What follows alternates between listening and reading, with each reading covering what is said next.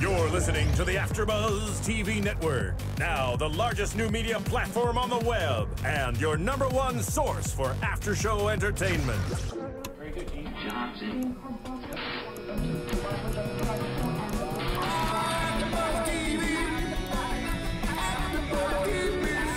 The AfterBuzz Studios in Los Angeles, California, presented by Maria Menounos and Bing.com, and streaming live thanks to Akamai Technologies. This is AfterBuzz TV's Hannibal After Show.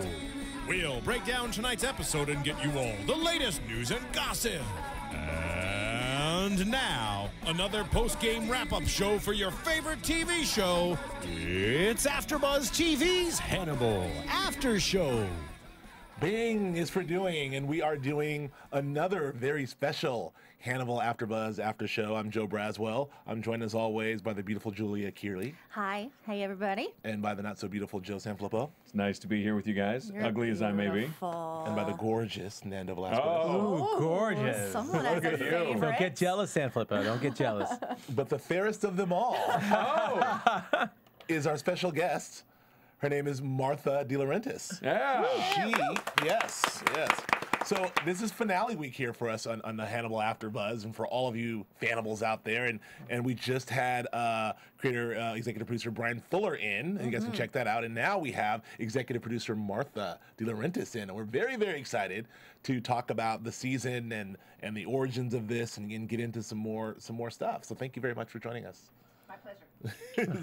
So we want to dive right into this. There's tons and tons of stuff to it's good. I think you're on. Are you on? Yeah. I said my pleasure. I didn't hear it. Oh, I didn't hear it either. I didn't hear it either. I want to make sure. Now we win. So there's tons to get to, but I really want to get to a little bit of background first, because we know, obviously you've been a film producer for years and years and years, and I love. Actually, I love Breakdown. So I'm going to tell you that right now. Talking about truckers, right? Oh my God, Breakdown! Oh man, I love that film, and a bunch more. But you're known primarily for for getting involved in the Thomas Harris stuff. You did Hannibal, of course, a much anticipated sequel to Silence of the Lambs, which was fantastic, and you did Red Dragon as well, and you guys also did Hannibal Rising. So. And Manhunter. I didn't produce it, but our company did. Oh, really? I didn't know that. Yeah, it was in 1985 in North Carolina, and I was president of the studio back there. Oh. And Michael Mann came there, and we got involved with, that was the way into Red Dragon, the book, which, little story, it being called Red Dragon, but in the 80s, anything with the title red in it signified communism. So, of course, everybody was always afraid of communism since the 50s, 60s. Right. So we said, what are we going to call it? And it came up to be Manhunter, because it was the hunt for a serial killer. That's incredible. I didn't know any of that. I thought I knew everything. No, well, that was the buying the first book of Thomas Harris's Red Dragon. Then we had the opportunity of having the first and last negotiation for any author written sequels. Sure. So then follow the other books. Ah. But we did pass actually on Silence of the Lambs. Oh. I know, it was. That's a bummer. Well, on one hand, I was pregnant at the time, and just about ready to give birth, and we were actually developing another serial killer series. Manhunter was not a huge success for the company, and instead of reading the book, someone else in the company covered it and said it was a great story, but she thought by us developing something else. And Dino, of course, didn't read it because his first pass was always in the Italian language. Right. So we passed, but what we did do was we gave the opportunity of who produced it was Orion Pictures and Jonathan Demme and his team to utilize the characters that were established in Red Dragon, like Lecter, Sure. Jack Crawford, Chilton, Barney, etc. Those established characters in Red Dragon were basically ours to carry on. So we gave those to him, knowing that if Silence of the Lambs was a success, right, then that franchise was renewed. Right. And it worked. And it was. And it was. Win-win. So then it goes on to the others. Well, it's interesting that your company did both, because I love Manhunter. I mean, I love Manhunter. I really love it, but I also love Red Dragon. So I'm a little torn there. So it's kind of like the best of both worlds. And then now I have a whole nother Will Graham and a whole nother Hannibal Lecter and a whole nother Jack Crawford to fall in love Will Graham, the third time. Yes. And, those are big shoes to fill with, with William Peterson and Ed Norton and Hugh Dancy's just done a fantastic job. But they're all different. Yes. Yes. Very Yeah, as much well so. as the characters are drawn differently. Right. Well, the first thing I want to get into is with you is, so what, we know that you started with the Manhunter book, and then you went to Past Silence and Lambs, and then went to Hannibal and Red Dragon. But these characters have been around in these books and in the films for like the last 30 years. So what made you want to take these existing characters, these existing roles that people have already played, these Academy Award-winning roles and everything else that people know and love, and then try to reinvent them again and take them to television? Where did that idea come from? Well, actually, and we have to thank the filmmakers of Silence of the Lambs, because Thomas, in writing Silence of the Lambs, wrote a truly cinematic book that basically translated onto the screen as really upping the bar on the genre of thriller and horror and serial killer. By fact of them winning the Oscars for the performances and for Best Picture, etc. So with that, pretty much Thomas set the bar, and everything afterwards has been an imitation. And you just keep seeing the imitations, even on television again. I can't really say what the titles are, but they're right now being told again. But it's not that I felt that Hannibal needed to be put out there to be a television series. I thought that there was a very interesting and quality series in the character of Hannibal Lecter to still be explored, with Will Graham as well. And there's a period of time before the book of Red Dragon, which is Thomas's first book, that is kind of leads up to what all happens. Right. In all the books, there's always this history of this character, of what he's done, insinuated of what he did, the characters of who he did it to. There's a big story to be told in all of that. Right. And that's what we were lucky that when the partner is Gaumont International Television that I made the partnership with to do the series, and Katie O'Connell, head of Gaumont, had just a run-in with Brian. I think he might have mentioned, when he talked to you guys on a plane, that we were going to be doing this, and would it make a show? And Brian went off, and when he came back after the flight and said, it's a show, and this is what you do. And so Brian came over, and we went through it and had a great dinner together, and actually have a bit of a bromance as well, with Brian. I love him, but he gets it, and I would only do it if it were quality. And there's no reason to put it out there and be anything less. It doesn't need to be done. Right. There's a risk in that. I mean, there's a risk in damaging the franchise if it's not done well. That's right. And so that's, even Thomas, felt that as well. It's not like he said, oh, great idea, go do it. Right. He was worried. Can I swear on this? Yeah. Yes. Oh, okay. He said, Martha, I'm afraid, somebody's going to fuck it up. I don't want it to be fucked up. And I said, I don't want it to be fucked up either.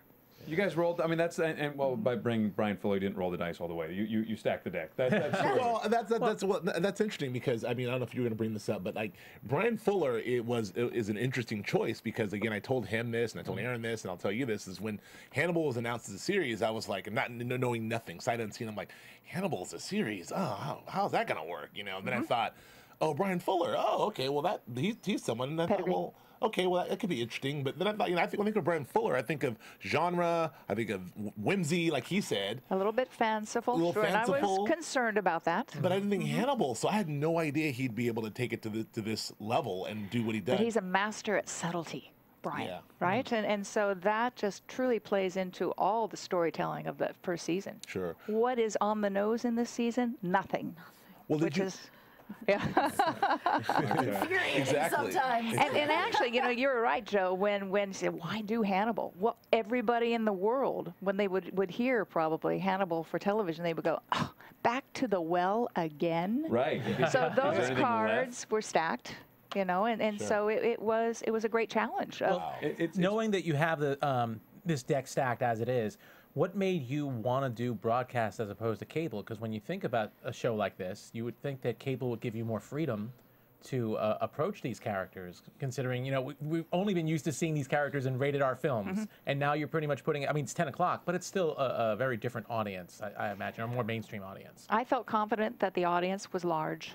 And that I also feel the evolution of network television has to be in the shoes of looking as if they were a cable run organization, even though the ad sales situations are different.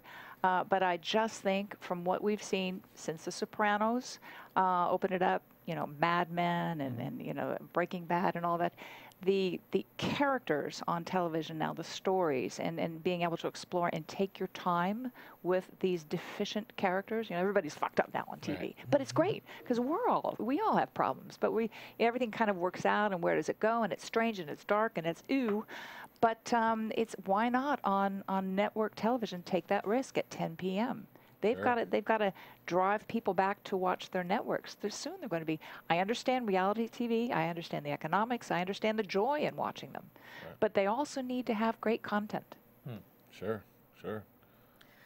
So it is on network television, and it still scares the crap out of us every single week. I don't want to go to sleep.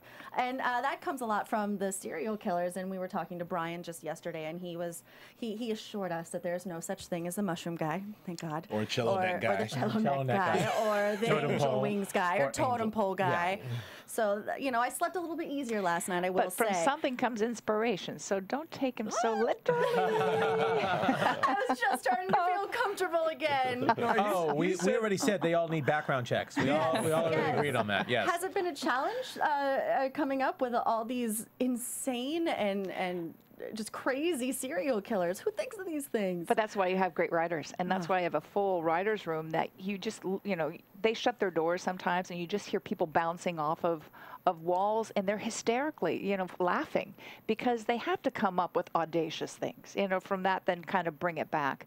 We have to challenge ourselves to show things that you haven't seen before because we are not a show that is a procedural show that is one of those crimes of the week that we've seen before. Right. Yeah. Can't be. You know, absolutely cannot be.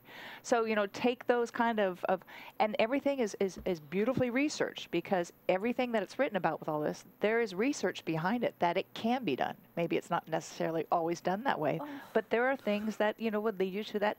Well, that makes sense in a strange, fucked up mind of a sociopath. I mean, you could grow mushrooms in a guy's brain. Yes, and just the whole thing about connection. Again, you know, the theme of that episode was connecting. And Hannibal was connecting, and Will was connecting, and the Mushroom Man was trying to connect. So, I mean, it's not just the mushroom, you know, but they're all themes that, you know, every week there's a new theme. One of the things I love about this show is that you guys do take the time. It is not a procedural. It is, I mean, that's an element of it. But obviously, there's so much work and there's so much thought that goes into every decision that's made. And like you said, this is the show. This is an episode about connections. So let's find a murder about connections. Let's find, and it's so we can dive in and give it the. It's worth the attention of a whole bunch of people. What is one of my favorite things about it. Also, the look and the feel of the show is just amazing. And you guys work with some great directors of film and television. You guys got David Slade, Guillermo Navarro, Michael Raymer. Take us through the chicken and egg process a little bit of hiring these guys. Did you seek these guys out? Chicken egg me here. Chicken egg me. Chicken egg me here. Oh, chicken egg me. Let's start with the egg. That's a phrase of mine, yeah. Chicken egg Let's start with the basket of eggs. You know, we're all sitting around and we talk about, you know, directors that we've all worked with before. And again, thank you for noticing that the look is a definite. It's cinematic. Oh, and every mini movie. I don't know if that's even. It even seems degrading to call them mini movies because it just feels like a 40-minute movie. And intentionally so, and so it was purposeful that we sought out directors that we had worked with, that we liked their work, that, you know, they could also honor the schedule that you have in television, as well as getting a quality, and as well as having their own voice through what they're showing. David Slade, you know, we've been working with him on something. I really am dying to work on a film with him. I can't say it yet because the script isn't quite there. But and John Dahl. Love John Dahl. Yeah. So we've been in business with John Dahl since Unforgettable, but Mark West we did. But he does such great film work as well as television. Yeah. I mean, he's cinematic. And of course, Michael Raymer, I've known him a long time, but it's not just me, you know, it's all the EPs. I mean, our partners, you know, and who we liked, who do we want to pursue, and who's available. These guys are busy all the time. And then when we have shifting schedules, which kind of happened to us, unfortunately, we lost some directors because we shifted back. Oh wow! Yeah, so hopefully the second season will pick those. Yes, we have some. We can expect some other great directors coming in for season 2. Then probably. Sure. Great. Yes. So speaking of the cinematic look and feel of the show, I mean, you know, Brian talked a lot about that. It's important. He's very meticulous in terms of making this look and feel a certain way, production-wise and set design-wise and everything else. But a part of that is the cast, these wonderful actors you have. I mean, you know, like I said, I touched on it before. It's a challenge being able to fill the shoes of these great Academy Award nominated and winning performances, like, you know, Will Graham even, or Jack Crawford, but especially Hannibal Lecter, who we all know in our brains as Anthony Hopkins. So talk to me about the challenge of really going and finding the title character when we all close our eyes and we think Hannibal Lecter, Chianti, you know. how did that process go about? And Mads is friggin' perfect. He's certainly proved that, hasn't he? Yeah. It's a tough one. It was a tough one, I have to say, because in everyone's mind, you know, in fact, Tony Hopkins walks around, everyone looks at him and thinks Hannibal Lecter to this day. He's not been able to shake it. So it was, you know, not that we thought of it as a challenge. What we wanted to do was find the perfect actor. European was necessary because that's the history of the character. Also for his, you know, the class, his poise, his taste was very important. And so, you know, obviously you go through lots of names, but Mads' name came up quite quickly because he had just won the Best Actor at Cannes for the film that he did. The Wedding, no. It's The Royal Affair. The Royal Affair. Did he win for that one? That seems so long ago, whether it was that one or, but anyway, or The Hunt. It was The Hunt. He won just for The Hunt. See, The Hunt hasn't come out here yet, or it's going to come out in July. But so he was on the radar, and fortunately he came into New York. We were all in New York at the time, and he did a reading, came back, did another reading with I'll say Will Graham, Hugh Dancy. Hugh living in New York, and I don't know, Brian took you through that he was Venus and Fur, was on Broadway and that. And actually, I've known Hugh for a while because we did a few films over in Europe, and we looked at him for Hannibal Rising. Wow. Yeah. So he's a fine actor, and because he's young and talented as well as, you know, a very attractive. Oh, is he? I missed star that. quality. Star quality. I guess I could see it. Yeah, I suppose. There's something there. Is that what you I said? have a huge crush. Yes. It's not pretty. And so Hugh had actually worked with Maz. So, and that was an endorsement too from Hugh about Maz. Oh, did you feel protective over these characters going into the casting, being involved with Red Dragon, Hannibal Rising, Hannibal? Did you have? Well, you do because of your expectations of who those characters are and who you've already seen them be. Sure. And I have to ask, you were talking about Anthony Hopkins, how he can't shake it. Is he watching this? Is he watching Hannibal? Tony, not right now. Well, maybe. I don't That'd know. be nice if you were. Hey, Tony. Is he watching this show? I wonder what his thoughts are. Maybe in the audience Thanks, of American Idol. I don't know. He was just there. Well, that's a good question. I mean, did you give Tony a call and say, Tony? I call him Tony. My good friend Tony. T. I just go T. Did you give Sir Anthony Hopkins a call and ask him, you know, and tell him, like, you know, we're thinking about Mads for this. What do you think? And did he give a blessing? Are you allowed to tell me? I'm curious about that stuff. No, actually, I haven't seen him in a while. Okay. But you know, the last we saw each other was when Hannibal Rising, came out. Yeah. So, no, you don't want to put him in any position of what would he say? Right. What do you say to that? What do you? Yeah, Mads. Don't ever do it again. That guy. So, well, let's talk about Hugh. You know, Hugh Dancy. I'll say it. Fancy Pantsy Dancy. No, come on. That brings it down. Oh, I say it with very much affection. He's been trying to get me to say it for weeks. I won't do it. I'm not doing it. He's fantastic. I love Hugh Dancy. But so yeah, we talked a little bit about him, but like him, I cannot picture anyone else as Will Graham now. I mean, no disrespect to Edward Norton and Peterson and the book itself, but like he is Will Graham, and like what he's brought to it is amazing. And I know he's one of the first people cast, but that seems like a bullseye. And that's a lot him. You know, it's not like he is directed all that much. He knew what to do, and he gets it. Right. So it's really that descent and that troubleness that, you know, you worry about him. Yeah. Save Hugh Dancy, you know, save Will Graham. Yeah. We've all our big phrase here is what? Poor Will. Poor Will. Heart goes out to that guy. Every week, it's another poor Will. And then the last thing on the casting is you have a very established movie star in Lawrence Fishburne. And Lawrence Fishburne, who's came off of a lead television show himself, and where he's a lead. He's playing. I mean, he's a lead, but he's a supporting role here. I mean, we have Morpheus. We have fucking Morpheus. Yes, you know, I said that there's one scene where he storms a room and he has a shotgun and a trench coat. Straight up Morpheus. There he is. There's an episode that we did not air, and it's the episode where he is truly Charlie's Angels. That's the one where you said it. Is that the one? Okay, yeah. So you saw it on the podcast? Yes. We did see it. That's the one where I'm like, Morpheus. Or the barbecue when he comes in. And by That's the when way, you the said theme it. of that episode was family. Yeah. I want to get back to that episode you didn't air, but how did Lawrence Fishburne get involved there? Because he's great, and he having a person like Lawrence Fishburne in this role as Jack Crawford, which is a pivotal role, but also as somewhat of a supporting role, adds to that sort of real cinematic depth and feel of this, because you look around and there's Hannibal and there's Lawrence Fishburne, he's over there, and this is a movie, so I'll tell you exactly the story. Chris Brancato, one of our executive producers, came on board early last summer, and when we were talking about the role, he said, I'm good friends with Lawrence Fishburne. We all went, yes, and what are you going to do for us, Chris? And so it was that relationship, that Chris had with Lawrence. Gave a phone call. We're really interested. We're going to talk to your reps, but we send you the script. We'd really love you to do this. Right. So it was that initial relationship with Chris. Oh, that's great. That's I love those stories. That's phenomenal. It really does. It gives it a whole elevated. It elevates everything. He pulls it all up to a whole nother level. Let me ask you about some of the comedic actors, because you guys we asked Brian about this too.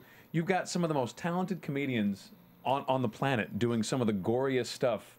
You got Eddie Izzard, you got Scott Thompson, you got Molly Shannon. What are your thoughts on that? Did you have a part in going after them? Actually, no, I can't take credit for Eddie Izzard, who is Grandpa Munster, right? Yeah. So in Mockingbird Land. So Brian had worked with him, and so pretty much we have Dr. Gideon as Grandpa Munster, as well as obviously we're shooting in Toronto. So what we wanted to do was also incorporate, the talent pool and rising to the top of that talent pool. We've got Scott, and we have Aaron, and of course we have Lara Jean, who plays Freddie Lowndes, who's terrific. She's awesome. The Canadians. The Canadians are in the house. Yeah.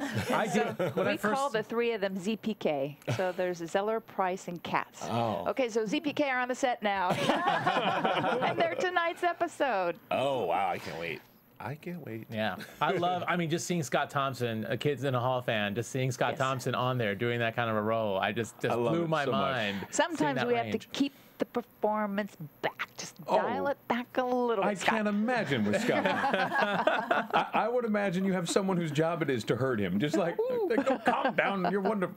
Oh, brilliant. One of the things when Aaron was on our show, we were talking about just being in these crime scenes and seeing how these intricate graphic tableaus, you could say, that he had to usually go in about an hour or two beforehand, just to prep himself as being someone who should be just normal around this kind of stuff, because even that stuff to him in real life just freaked him out. And us seeing some of the graphics here, it's just like there was a couple of episodes all of us just jump up like in a movie theater, which is I think phenomenal, and obviously a compliment to that might have been John Dawes, right? Under the bed.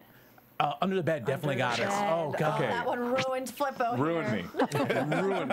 It's when they do the creepy cam where the people and they move in that weird. I can't handle it. Oh yeah, that too. Some part of me I can't. My mind won't accept it. He turned into a little girl. I might have screamed. Sorry. But yeah, we digressed. No, but I just sad but true. Again, I just got to compliment you guys on just the look on how do you outdo yourselves. I felt like I think there was at one point we were saying you outdo yourselves every single week with the graphic nature of these and the prosthetics, yes, the dead bodies, or the crime, what's done to the bodies. Yeah. And see, the mistake is the audience think thinks that it's always, well, I can't say the audience, a lot of people get confused thinking it's Hannibal Lecter doing all of these things. You know, they're not really, things are so subtle, they're not really following that it's another serial killer that is doing a lot of this, the dirty deeds, the bad stuff. Hannibal's lurking behind and taking advantage of being an influence with the FBI to find out the facts and do his own thing on the side. Right. So, you know, that's kind of fun, is playing with the, you know, the wink wink and the joke joke, that they still haven't figured out Hannibal. You know, his play is his masterminding. You know, just the plays. We're still trying to figure it out. Which is just a beautiful device and part of the show. The fact that there'll be us as the audience who has all these established expectations about Hannibal Lecter knows we're the only people who know that Hannibal's Hannibal, and the people in the, you know, Will and Jack and everyone else just thinks he's Dr. Lecter, and it offers some real shouting at the screen moments. We're like, it's Lecter, you know. Don't you see it? It's so great. Like, don't listen to him. It's just when they start saying, well, when you hear Jack say, oh, well, I trust Hannibal's assessment of Will, you know, just hear him saying that, Right. like, are you crazy? Would you stop doing that? That's right. And Hannibal's saying, I will help him. Right. Yes. Will, I am your rock. That is an amazing dramatic device, which I don't think I've seen before. It's just something about that. Psychic driving. It's you guys doing psychic driving. Whoa. Mind blown. Wow. That's amazing, because I've never seen this level of the storytelling before, where we as the audience get to be in on the, not the joke, but in on the terror in a way that just draws us in, and it's such a brilliant way to tell a story. And it's innate to the material, but also appreciated by Brian Fuller, who's a fan of Alfred Hitchcock, and that's what Alfred did beautifully. There was always the ticking bomb under the chair, and the audience just waiting for it to go off. Hannibal is that ticking bomb in the room. We've said it before, but so much credit has to go to Hugh Dancy, because if you didn't naturally empathize with him and he didn't play it the way he does, all of this would get. If you didn't have enough empathy, it would get tiresome almost. You'd be like tired of feeling that. But you played it just right. You got the entire season, and right at the end, which I won't say anything because certain people, you know, but right at the end, it turns around. It's perfect. It turns around at just the right moment at the end, and it's beautifully done. You guys surfed this whole season. Thanks. And the fans write in and say, "Oh no, he's sweating. Oh no, now we know. Don't know. Will, don't sweat. We know what's going to happen." He's going to Hulk out. That's his tell. He hulks out. Hulks out. What was that? What got a question? What has been for you? You obviously you're live tweeting the finale tonight. Yes. You definitely respond. East Coast, we get the feed, so we do it at 7 o'clock, LA time, and then 10 o'clock again. What's been the biggest surprise from the fans out there who you've been corresponding with and reading from? I was never into Twitter before this. I thought, you know, who's interested, number one, in anything I would say, you know, so I'm not a personality. Oh, you're cute. Maybe now that I would tell you something about Hannibal.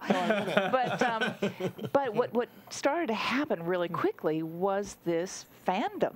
And they started to call themselves early on Fannibals, and they did their own hashtag Fannibals, and it just grew exponentially because we are not only in America and Canada, but in 37 other countries around the world, pretty much around the day and date of our show, except in France, Italy, Germany.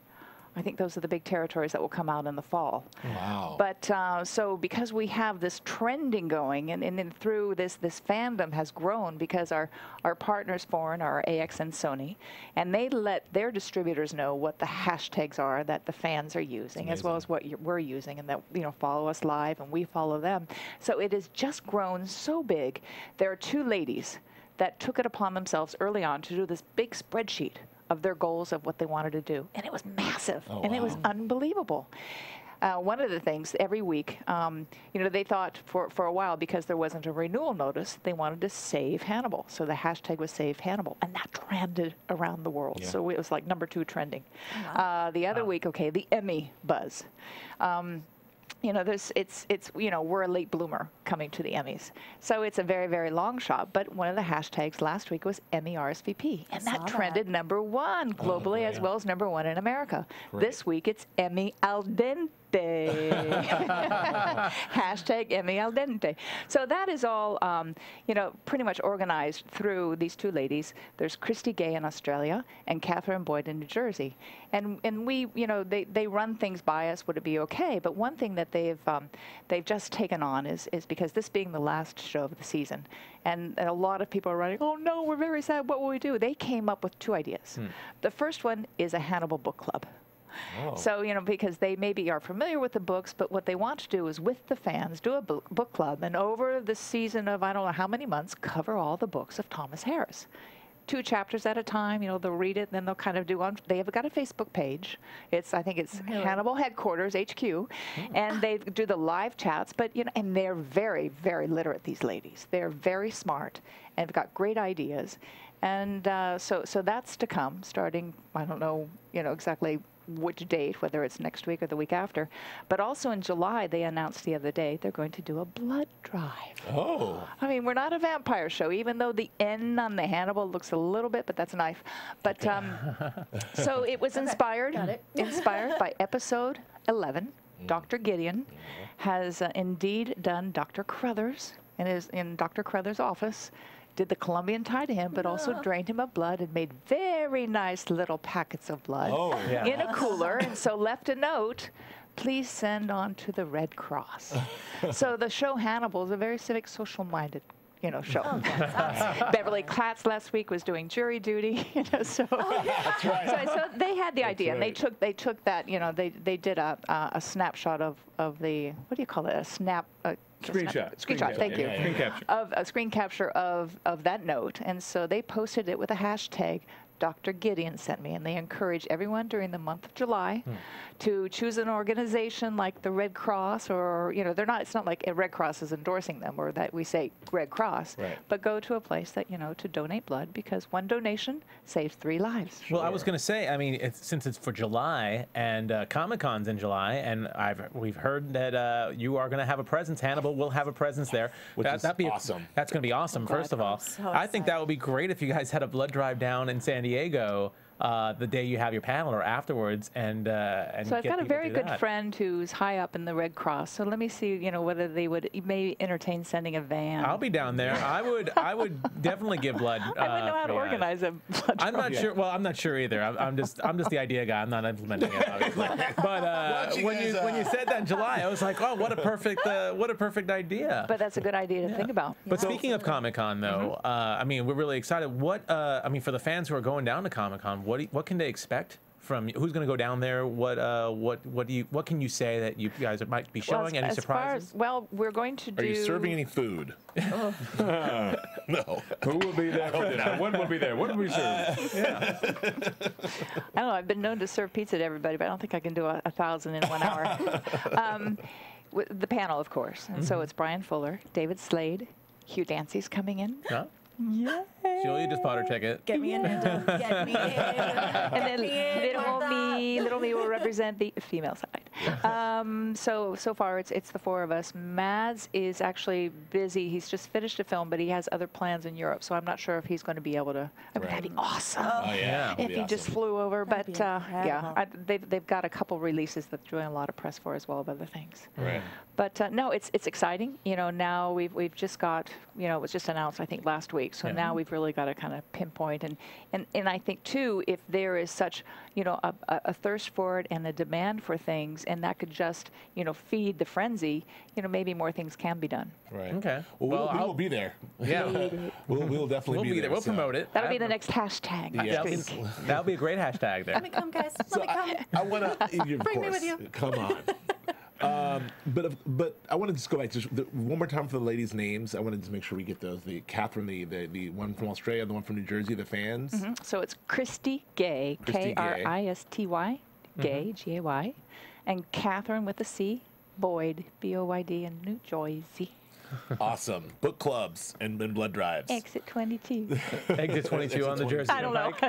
Right. That was always that Blondie joke I love. I love that. Yeah. Jersey Jackson.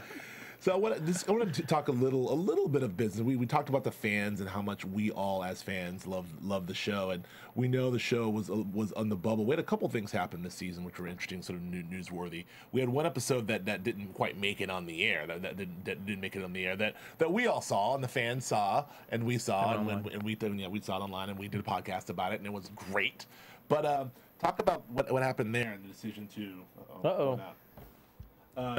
There I am. Sorry. Talk about the decision there to like sort of maybe what happened there, just so fans can know exactly what happened with that. It was a timing issue with by the time we'd finished the cut and they had the massive killing in Sandy Hook, and there was just a huge sentiment of sadness. And how could people, how could you kill children? Right. Yeah. And so this episode called Sif, which is a bad egg. Yeah. Talk about eggs and chicken. It was perhaps, Brian thought it was inappropriate. Sure. And it was a big ask for NBC to put it aside, and we, careful and not, we didn't want it coming out that we were a violent and grotesque show, because that's not the intention at all. It's more, we're more about examining the violence of it. But so the decision was to then, because we have so many other things that are great in the episode, not just the procedural, which was the children killing their families. Sure. That we didn't want to lose. So that's why the decision to put it up on the NBC.com. Yeah, you did the webisodes. Yeah. That was a great idea. Well, that's good there, because I think the perception of fans is that NBC pulled it. That's a perception. Yeah, I thought it came from network. And then no, it was actually a request from Brian that he felt that it would be inappropriate. Right. And obviously NBC worries of those things too. And so obviously in other countries and other territories it was shown. Yeah. Yeah. Right. But it was just the sentiment in our country at that time, and it was before the bombing in Boston. So it's almost with timing wise, it looked as if. I think. And then Boston had that. They pulled it because of the Boston bombing. That's what I think that was a perception with a lot of people, is it had to be Boston. And it wasn't. How interesting. So and then the other thing that happened was, we had all this press and these wonderful reviews, and we all loved the show. But then it looked like for a second there you were on the bubble, and it looked like that we talked to Brian about he's got a 7-season plan, and we're not going to get to Red Dragon until season 4, and here we are midway through a fantastic season 1, and there's a question of whether or not you guys are coming back or not. Brian, on NBC. On NBC. That's what I was going to ask you about, because Brian said that, he was never worried because there was always interest around the world. I wanted to talk about maybe that process and just, getting picked up by NBC and then maybe having to take the show somewhere else, and just the interest around the world, how this is a worldwide show. Well, exactly. We've got great partners, with Sony and Gaumont internationally. And whether it was to have been on NBC or another venue, I think that could have been worked out. It would have been disappointing. No one likes to be rejected for any kind of reason, whether it was a political reason or for, ratings. And, it's just, you can go into all this whole thing about the night we were on, the time slot, the lead in, blah, blah, blah. But anyway, NBC does like the show. And they made a good choice.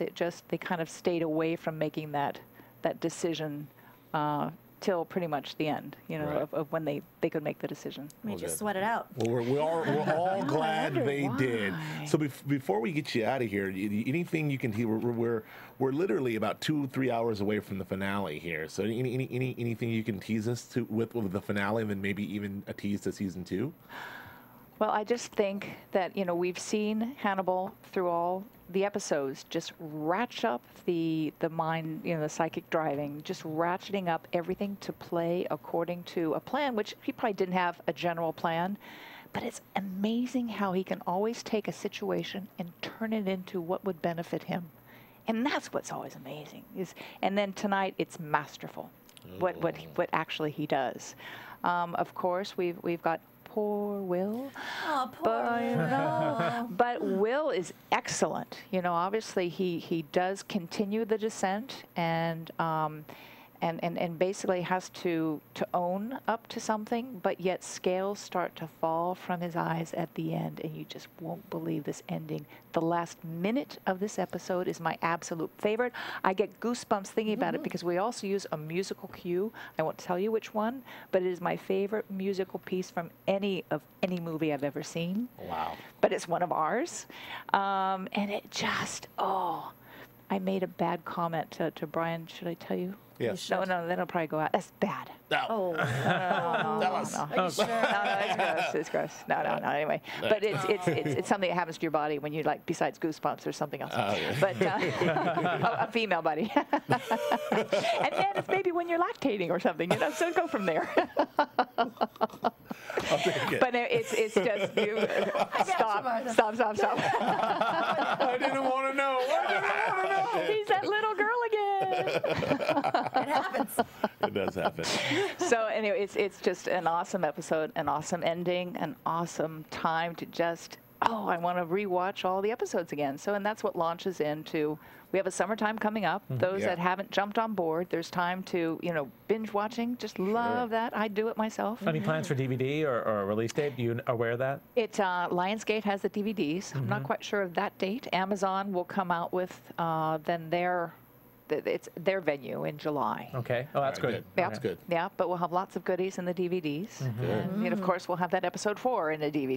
Definitely. iTunes, of course. You could have gone on iTunes And and bought the Hulu. whole season. We That's did. how you got it. And Hulu Plus Yes. also. And is it? Yeah. Well, at least Hulu Plus has been doing the NBC stuff. No, Hulu Plus I don't think they have Oh, not the Hannibal. Plus? Oh, okay. Yeah. All right. iTunes had the episode 4. iTunes had episode 4. Got it. Okay. Yes. So I mean, all these ways of seeing it and revisiting it and watching it, and then now you kind of know what it is. Throw your own dinner parties now. Get all you guys together and do stuff like, now you can have fun with it. Yeah, you can enjoy lots of pork. Little spleen in a food processor. Oh no, tonight is Veal. tete-a-tete. Hannibal has a tete-a-tete with Dr. Dumouriez. Yes. Our lovely Gillian Anderson, a tete-a-tete with a tete du veau. What is the veau? So when is the Hannibal cookbook coming out, by the way? Oh, yeah. When? I know that might be something we can do season 2. Okay. Just kind of, we tried to do something before, but we had all these great ideas, and it's just, you lack the resources and manpower to do stuff. Yeah. Well, you have, we got to go, but we do have my favorite guy, Jose Andres, I can't remember his last name. Andres. As your culinary consultant, so I'm sure that he'll have a hand in. As he did in the first season. Yes. Which is so much fun. I don't know if you can go back to the bazaar. That's what I was telling Brian. I said, I don't know if I can go back to the bazaar and have any more. It's weird now.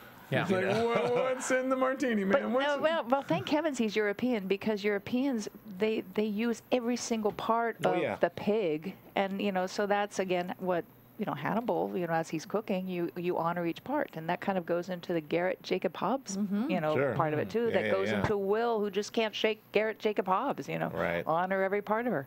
Wow. Oh, eat it all, baby. Well, we honor every part of this show. So bring it all the way home. Oh, nice. I'm Joe Braswell. No. Okay. Thank you so much. Thank you so much, Martha, for coming on. Thank you, Joe. And having us. We're very, Nando, very excited. Joe, Julia. To see the finale. We'll talk about it again in an extended podcast, and then we'll definitely see it down at Comic-Con. But Brian said he maybe want to come on after the finale to talk about it. So maybe we'll chat some more later. So He's so good. There's more to talk about. Yeah, there's lots. Oh, and I didn't even talk about season 2, but get him to. Oh, okay. Yes. Okay. That's a tease. Yes. That's what they call a tease, Joe Flippo. Is that what that is? Yes. Thank you for reminding everyone. Okay, well, That was a tease, ladies and gentlemen. Before we get out of here, why don't we tell everyone where can we find you on Twitter there? All right, so you call it what handle. It's Neoprod. Neoprod. N-E-O-P-R-O-D. Never would have guessed that. Neoprod. No, I don't know why I said I didn't want my name on it. That's fair enough. Okay. So I thought it was the Matrix or something. No, I'm with it. So Neoprod, and then that's it. That's all we got for today. Joe Flippo, where can we find you? You can find me on the Twitters at Joe Flippo, Joeflipo, and here for Mad Men with Joe Braz, we'll be doing our big finale show on Sunday. It's fun now. Julia Cearley. Find me on Twitter as well, Julia Cearley. My name, Juliacearley. Nando Vel. What a coincidence. You can also find me on Twitter. That is remarkable. I know, at Nando Vel, Nandovel, and also here doing some other shows like AfterBuzz for Defiance and Arrested Development and Falling Skies. You're not going to believe this, but you can find me on Twitter as well. What? It's incredible, I know. Joe K. Braswell, at Joe K. Braswell on Twitter. And Mad Men with Joe Flippo. We're doing a big giant finale with the cast of Mad Men coming up on Sunday. And we have a Hannibal finale tonight. Woo! Yeah. Thank you again, Martha De Laurentiis, for joining us. Thank you, everyone, and we'll check you out next week. From Bing.com, executive producers Maria Menounos, Kevin Undergaro, Phil Svitek, and the entire AfterBuzz TV staff, we would like to thank you for listening to the AfterBuzz TV network. To watch or listen to other after shows and post comments or questions, be sure to visit AfterBuzzTV.com. I'm Sir Richard Wentworth, and this has been a presentation of AfterBuzz TV. Buzz you later. The views expressed herein are those of the hosts only and do not necessarily reflect the views of AfterBuzz TV or its owners or principals.